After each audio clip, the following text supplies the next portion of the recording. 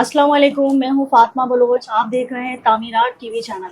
आज के मेहमान हमारे किसी तारुफ की मोहताज नहीं, मार्बल इंडस्ट्री से इनका ताल्लुक़ है, सानी मार्बल से।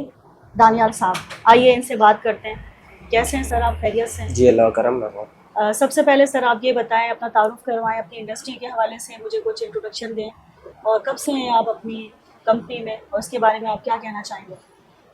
मैं सानी मार्बल में काम करता हूँ। सानी मार्बल प्राइवेट लिमिटेड कंपनी में खुद ओन करते हैं हम लोग।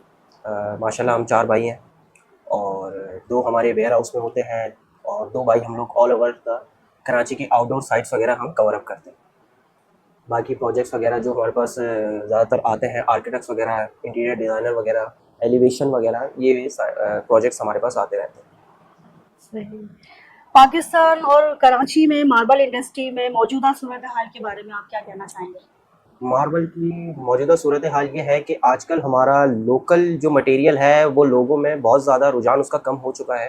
वो यूँ हो चुका है क्योंकि ज़्यादातर लोग चाहते हैं कि हम इम्पोर्टेड मटेरियल की तरफ जाएँ, क्योंकि लोकल के अंदर बहुत सारी ख़ामियाँ आ जाती हैं और इम्पोर्टेड के अंदर ये होता है कि जैसा एक स्लैब होता है वैसे के वैसे ही 70 टू 80 स्लैब्स उसी की 100% बेस सेम होती है और फिगर वेन्स वगैरह सेम होती हैं।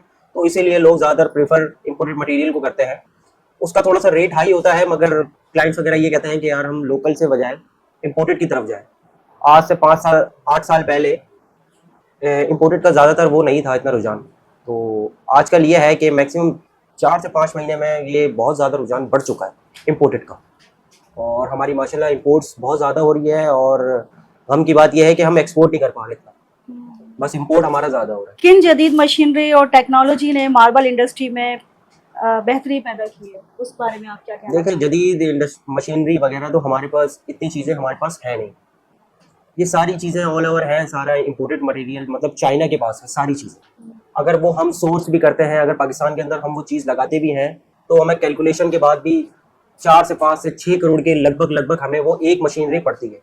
हाँ, ये है कि हमारे पास कुछ मशीनरी ऐसी हैं जिससे हम अपना कुछ काम इतना कर सकते हैं, मगर हम इम्पोर्टेड जैसे फिनिश वगैरह नहीं ला सकते, ना कटिंग वगैरह कर सकते।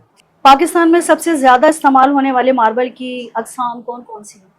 ज़्यादातर आजकल जो रुझान हमारा ज़्यादातर चल रहा है एलिवेशन पे चल रहा है। एलिवेशन पे ये आ गया है, ट्रेवर्टीन आ गया है और सिलबट्टा आ गया है हमारा, और लॉरलाई आ गया है, कच्चा क्रीम आ गया है। 2-4 चीज़ें हैं जिसका ज़्यादा रुझान है, और ज़्यादातर लोग ये है कि उनके बजट के हिसाब से वो मार्बल पे फ्लोरिंग पे प्रेफर नहीं करते। क्यों नहीं करते? क्योंकि उनको कैलकुलेशन में बहुत ज़्यादा फर्क आ जाता है। टाइल हमारी ये है कि उनको सस्ती पड़ती है तो वो टाइल्स की तरफ ज़्यादा मूव ऑन करते हैं। कंस्ट्रक्शन प्रोडक्शन में मार्बल का इस्तेमाल किस हद तक बढ़ चुका है, इसकी डिमांड क्या है? इसकी डिमांड बस ये है, एलिवेशन तक ज़्यादातर रह गई है, और कुछ कुछ क्लाइंट हैं जो बस इम्पोर्टेड मटेरियल की तरफ जा रहे हैं, फ्लोर की तरफ। बाकी फ्लोर की बहुत ज़्यादा बस कमी हो चुकी है हमारे पास मार्बल इंडस्ट्री में, मतलब कि फ्लोर ज़्यादा नहीं चल रहा। क्वालिटी, कटिंग, फिक्सिंग में दीगर कंपनियों से किस तरीके से मुख्तलिफ है आपकी कंपनी? बिल्कुल रॉ मटेरियल उठाते हैं लॉरलाई से, पिशावर से और ईरान से। हम लोग सारे बिल्कुल रॉ मटेरियल के ब्लॉक्स उठाते हैं, लाते हैं हम लोग यहाँ पर सोर्स करके। कराची मंगो पीर में हम लोग कटिंग कराते हैं इसकी 1.8 थिकनेस के कराने के बाद ज़्यादातर, वैसे मैंने आपको बताया पहले कि हमारा ट्रेवर्टीन ज़्यादा चल रहा है, तो ज़्यादा रुझान ही हमारा ट्रेवर्टीन का है। पहले हमारा था ज़ियारत वाइट का, जो हम पहले उसको कहते थे तख्ते तख्ते, तो आजकल वो तख्ते नहीं रहे, आजकल वो स्लैब के अंदर तब्दील हो चुका है, इम्पोर्टेड मटेरियल के अंदर। तो बस इतना वो नहीं है, बस आप पीछे से महंगा रॉ मटेरियल आप अगर महंगा परचेज करेंगे तो आपको अच्छी चीज़ मिलेगी। अगर सस्ता उठाएंगे तो आपको पता है कैलकुलेशन के अंदर फर्क आता है। अब लोगों को पता नहीं है मार्बल के अंदर, वो हर कस्टमर ये है कि मेरे 100-50 ऐसे बच जाए। तो कस्टमरों को आपने देखा होगा मेरे इंस्टाग्राम पेज कि कितने ज़्यादा मेरे फॉलोवर है माशाल्लाह, और कैसा मेरा काम है, तो बस लोग मेरे काम देख के मेरे पास ही आ जाते हैं। जी जी बिल्कुल। आप किन किन आर्किटेक्ट एंड इंजीनियर्स की तारीफ करना चाहेंगे? अशरेज वाले हैं मुइज़ भाई, हम उनके साथ भी काम करते हैं, अली नकवी के साथ भी काम करते हैं, और ज़िशान अली भी हैं। बहुत सारे आर्किटेक्ट्स हैं जिनके साथ हमारा काम चलता रहता है। पाकिस्तान में मार्बल एक्सपोर्ट के मुकाबले में मौके कितने मौजूद हैं, और हम आलमी मार्केट में किस हद तक मुकाबला कर सकते हैं? हमारे पास देखिए, एक्सपोर्ट करने की एक तो ताकत नहीं रही, यूँ नहीं रही क्योंकि हमारे पास मशीनरी नहीं है ब्लॉक माइन से निकालना। अगर हमारे पास वही मशीनरी आ जाए तो हम ये है कि बहुत ऊपर तक एक्सपोर्ट कर सकते हैं। हम बहुत नीचे हो चुके हैं एक्सपोर्ट के अंदर, इसलिए क्योंकि हमारे पास ना मशीनरी है, ना ब्लॉक निकालने की कोई ऐसी सलाहियत है।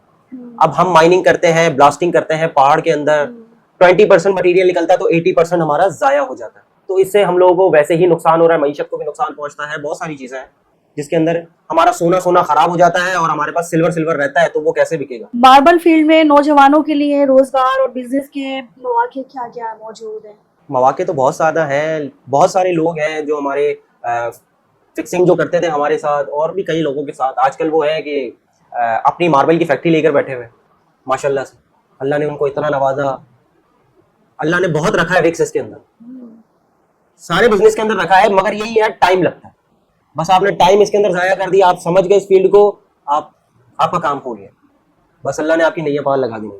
इसके बाद सर, अपनी इंडस्ट्री के हवाले से मैं ये जानना चाहूँगी और हमारे नाज़रीन भी जानना चाहेंगे कि आपने जब ये इंडस्ट्री में काम स्टार्ट किया तो ये आपके फादर से ज़माने से आ रहा है या आप अकेले आपने स्टार्ट लिया? दादा के जदी पुश्ती हमारा काम है, हम पीछे से इंडियन है राजस्थान, अब्बा ने संभाल लिया, चाचा ने संभाल लिया, सबने संभाल लिया, फिर उसके बाद आपको पता है कि बड़े होते रहते हैं और काम चलता रहता है, तो नस्लदार नस्ल बस ये काम हमारा चलता ही रहेगा इंशाल्लाह।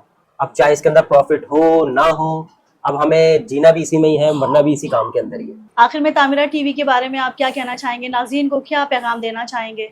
तामीरात टीवी के बारे में मैं ये कहना चाहूँगा कि ये एक ऐसा प्लेटफॉर्म है जो हम जैसे लोगों को प्रमोट कर रहा है, और बहुत सारी चीज़ें हमारी, जैसे हम लोगों को कुछ पता नहीं था कि पॉडकास्ट भी होती है, बहुत सारी चीज़ें हैं, ये अप्रोच करते हैं लोगों को आगे प्रमोट करने के लिए, आगे उनको काम दिलाने के लिए, ऐसी बहुत सारी चीज़ें करते हैं।